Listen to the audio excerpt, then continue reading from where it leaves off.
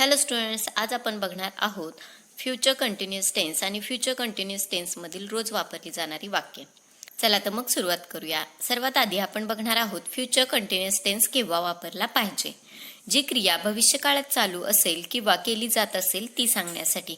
म्हणजेच भविष्यकाळात ती क्रिया सुरू असेल, भविष्यकाळात ती क्रिया केली जात असेल असं जर सांगायचं असेल तर त्या ठिकाणी तुम्ही फ्युचर कंटिन्युअस टेन्सचा वापर करू शकता. उदाहरण, मी पत्र लिहित असेन. I will be writing a letter. आता या ठिकाणी मी पत्र लिहित असेन म्हणजेच पत्र लिहिण्याची क्रिया ही भविष्यकाळात चालू असेल असं आपल्याला म्हणायचं आहे आणि म्हणून आपण तिथं फ्युचर कंटिन्युअस टेन्सचा वापर केलेला आहे. म्हणजेच जेव्हा एखादी क्रिया भविष्यकाळात चालू असेल किंवा केली जात असेल असं आपल्याला सांगायचं असेल तर आपण त्या ठिकाणी फ्युचर कंटिन्युअस टेन्स वापरू शकतो. आता फ्युचर कंटिन्युअस टेन्समध्ये आपण क्रियापदाचं कोणतं रूप वापरलं पाहिजे. जर फ्युचर कंटिन्युअस टेन्समध्ये आपण I, we, you, they, he, she, it यांपैकी कोणताही कर्ता वापरत असू तर या सर्व कर्त्यांसोबत विल बी आणि क्रियापदाचं आयएनजी रूप आपल्याला या ठिकाणी वापरावं लागतं. म्हणजेच रायटिंग हे राईट या क्रियापदाचं आयएनजी रूप आपण या ठिकाणी वापरलेलं आहे.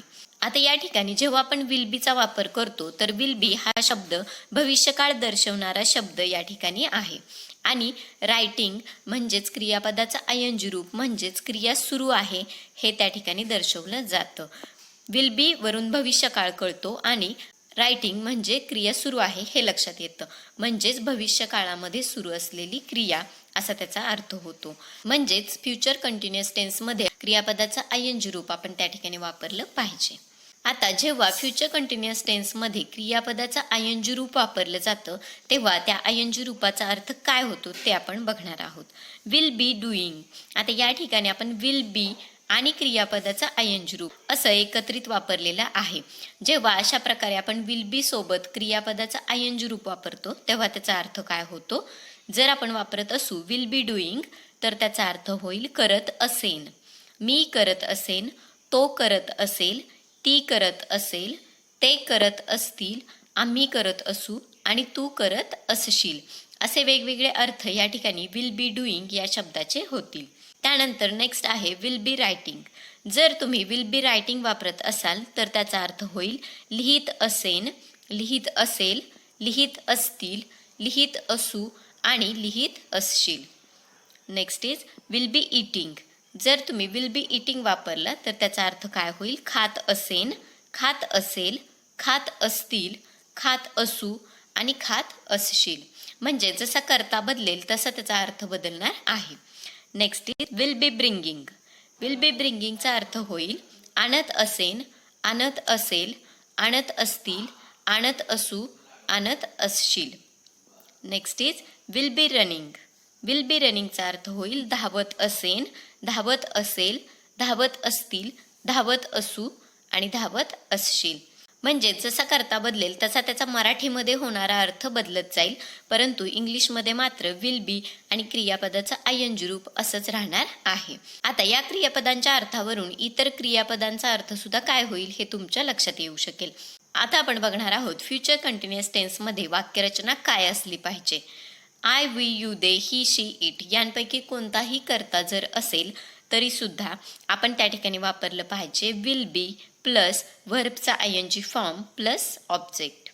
म्हणजेच वाक्य काय होईल will be plus writing plus a letter.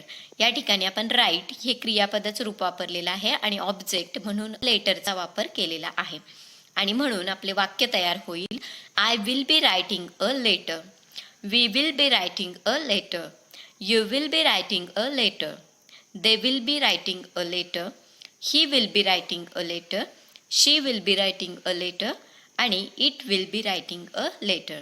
म्हणजेच या ठिकाणी कर्ता बदलला तरी सुद्धा will be हा शब्द आणि क्रियापदाचा आयएनजी रूप हे आहे तसंच राहणार आहे.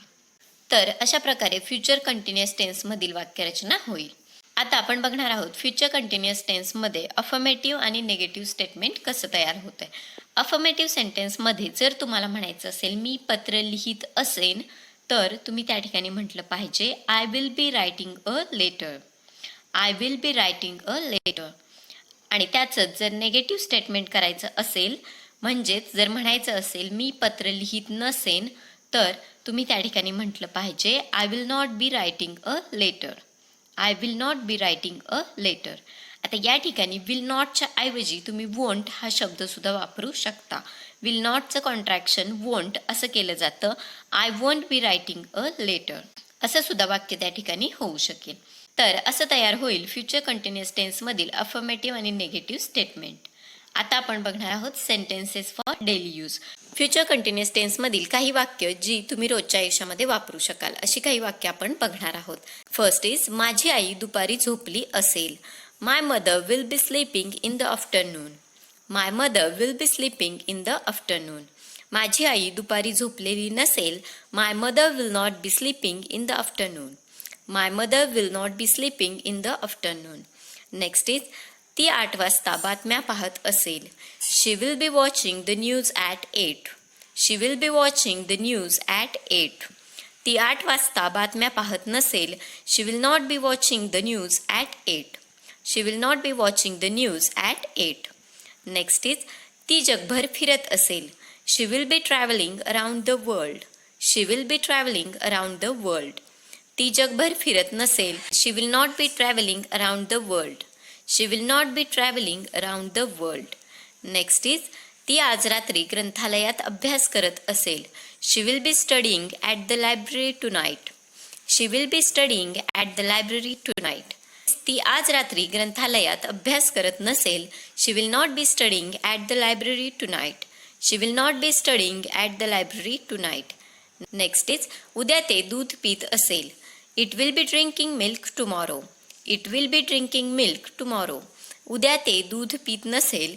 It will not B drinking milk tomorrow. It will not B drinking milk tomorrow. Next is एका तासात मी माझे कपडे इस्त्री करत असेन. In an hour I will B ironing my clothes. In an hour I will B ironing my clothes. एका तासात मी माझे कपडे इस्त्री करत नसेन. In an hour I will not B ironing my clothes. In an hour I will not B ironing my clothes. Next is मी उद्या अमितला मदत करत असेन. I will be helping Amit tomorrow.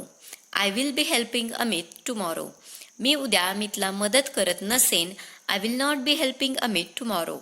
I will not be helping Amit tomorrow. Next is ती इथे येत असेल. She will be coming here. She will be coming here. ती इथे येत नसेल. She will not be coming here. She will not be coming here. Next is मी उद्यानात बसले असेन. I will be sitting in the park. I will be sitting in the park. मी उद्यानात बसले नसेन. I will not be sitting in the park. I will not be sitting in the park. Next is पुढील आठवड्यात तो आपल्या मित्रांना भेटत असेल. He will be visiting his friends next week. He will be visiting his friends next week. Next is पुढच्या आठवड्यात तो आपल्या मित्रांना भेटत नसेल. He will not be visiting his friends next week. He will not be visiting his friends next week. Next is मी ते करण्याचा प्रयत्न करत असेन. I will be trying to do it. I will be trying to do it. मी ते करण्याचा प्रयत्न करत नसेन. I will not be trying to do it. I will not be trying to do it. Next is ते एकमेकांना पत्र लिहित असतील. They will be writing letter to each other. They will be writing letter to each other. ते एकमेकांना पत्र लिहित नसतील. They will not be writing letter to each other. They will not be writing letter to each other. Next is ती बाजारात खरेदी करत असेल. She will be shopping in the market. She will be shopping in the market. ती बाजारात खरेदी करत नसेल. She will not be shopping in the market. She will not be shopping in the market.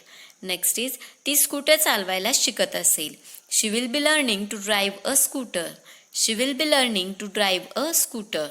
ती स्कूटर चालवायला शिकत नसेल. She will not be learning to drive a scooter. She will not be learning to drive a scooter.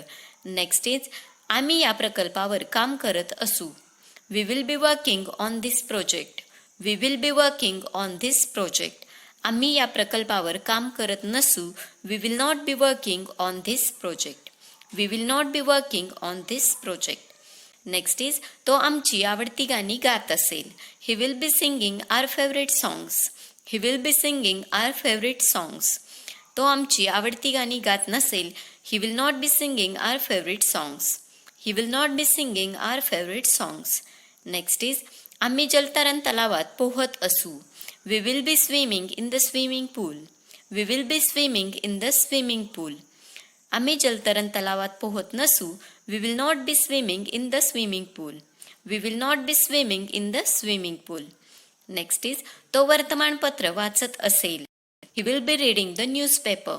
He will be reading the newspaper. तो वर्तमानपत्र वाचत नसेल. He will not be reading the newspaper. He will not be reading the newspaper. Next is तो प्लंबरकडे तक्रार करत असेल. He will be complaining to the plumber. He will be complaining to the plumber. Next is तो प्लंबरकडे तक्रार करत नसेल. He will not be complaining to the plumber. He will not be complaining to the plumber. तर students, ही काही sentences आहेत ज्या सेंटेन्सेसमध्ये थोडाफार बदल करून तुम्ही इतर अनेक वाक्य सुद्धा बनवू शकाल आणि त्या वाक्यांचा वापर तुमच्या आयुष्यामध्ये करू शकाल. आता या ठिकाणी मी तुम्हाला एक महत्त्वाची गोष्ट सांगणार आहे, ती म्हणजे फ्युचर कंटिन्युअस टेन्स जेव्हा तुम्ही वापरता तेव्हा अंदाज आणि भविष्यकाळ यात गोंधळून जाऊ नये. म्हणजेच जेव्हा आपण एखादं वाक्य वापरतो ती इथे येत असेल असं वाक्य आपण या ठिकाणी घेतलेलं आहे, तर जेव्हा आपण हे वाक्य वापरतो म्हणजे अंदाज असं सुद्धा होऊ शकतं आणि भविष्यकाळ असं सुद्धा होऊ शकतं. आणि आता आपण बघितलं भविष्यकाळाबद्दल, त्यामुळे त्या वाक्याचं इंग्लिशमध्ये काय होईल, शी विल बी कमिंग हिअर. म्हणजेच या ठिकाणी आपण भविष्यकाळ वापरतोय आणि म्हणून विल बीचा वापर आपण इथे केलेला आहे. भविष्यकाळात वाक्य असेल तर त्यासाठी इंग्लिशमध्ये विल बीचा वापर केला जातो आणि जर अंदाज असेल तर त्या ठिकाणी मे बी या शब्दाचा वापर केला जातो. परंतु मराठीमध्ये मात्र भविष्यकाळातील वाक्य आणि अंदाज केलं जाणारं वाक्य ही दोन्ही वाक्य सारखीच असतात. म्हणजेच जर अंदाज करायचा असेल तरी सुद्धा ती इथे येत असेल असं म्हटलं जाईल आणि भविष्यकाळात बोलायचं असेल तरी सुद्धा ती इथे येत असेल असंच वापरलं जाईल.